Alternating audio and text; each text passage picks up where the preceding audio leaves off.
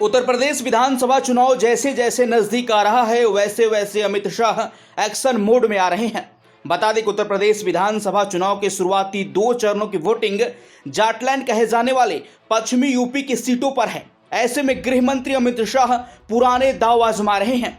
बीते विधानसभा की तरह हिंदुत्व के मुद्दों को तूल देने के लिए शाह ने पहले कैराना में रोड शो के जरिए चुनाव प्रचार की शुरुआत की। कैराना के बाद अब शाह पहले की तरह ही एक बार फिर से जाट बिरादरी को मनाने की मुहिम चला रहे हैं। इसी कड़ी में शाह बुधवार को इस बिरादरी के 253 नेताओं के साथ बैठक की।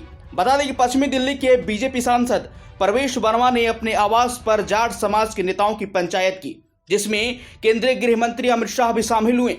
अमित शाह जाट समुदाय के तमाम नेताओं के जरिए पश्चिमी यूपी में जाटों को भाजपा के पाले में लाने की कोशिश करते दिखे, जिससे सूबे में जीत की राह आसान हो सके।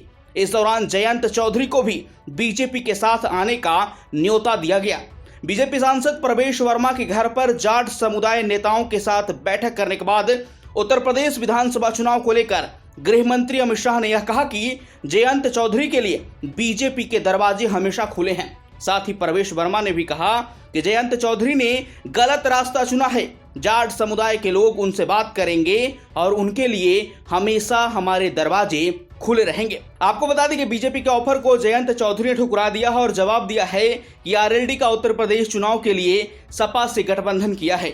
जयंत ने कहा कि घर बुलाने का न्योता मुझे नहीं, उन 700 से ज्यादा किसान परिवारों को दें जिनके घर उजाड़ दिए गए हैं। जयंत ने कहा कि छात्रों के साथ हिंसा देश के भविष्य पर वार है। कृषि आंदोलन के दौरान जिस तरह से किसानों पर अत्याचार हुआ उसे कैसे भुलाया जा सकता है। बता दें किसान आंदोलन से आरएलडी को सियासी संजीवनी मिली है। जयंत चौधरी का पश्चिमी यूपी में किसान और मजदूर वर्ग में खासतौर से जाटों में फिर से प्रभाव बढ़ा है। ऐसे में भाजपा इस बात को लेकर चिंतित है कि जाट पश्चिम में आरएलडी को समर्थन करता है तो भाजपा को पुराना प्रदर्शन दोहराने में परेशानी होगी। इसी को लेकर अमित शाह जाटों से मिले, जिसके बाद प्रवेश वर्मा ने जयंत को भाजपा के साथ आने का ऑफर दिया।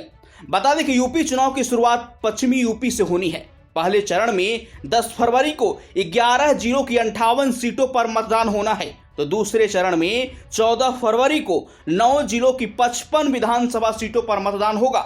इस तरह पहले सूबे में 2 चरणों में पश्चिमी उत्तर प्रदेश के ज्यादातर इलाके में चुनाव होंगे, जहां जाट और मुस्लिम वोटर काफी अहम माने जाते हैं। इसलिए जाटों की चर्चा तेज हो गई है।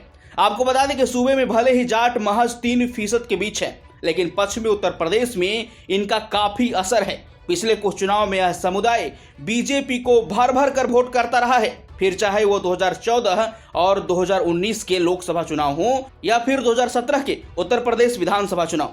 हालांकि किसान आंदोलन के कारण इस बार जाट समुदाय नाराज चल रहे हैं, जो बीजेपी के लिए चिंता का सबब बन रहा है। यही कारण है कि वह डैमेज कंट्रोल में लगी हुई है और इसकी कमान खुद गृह मंत्री अमित शाह ने संभाल ली है। जाट नेताओं से मिलकर बीजेपी मान मनोबल में लगी है। वहीं सपा और आरएलडी भी जाट वोटरों को अपने साथ जोड़े रखने के लिए कड़ी मशक्कत शुरू कर दी है। इसी कड़ी में सपा प्रमुख अखिलेश यादव और जयंत चौधरी मुजफ्फरनगर में एक साथ प्रेस कॉन्फ्रेंस को संबोधित करेंगे और जाट समुदाय को साधे रखने के लिए अपना एजेंडा साफ करेंगे।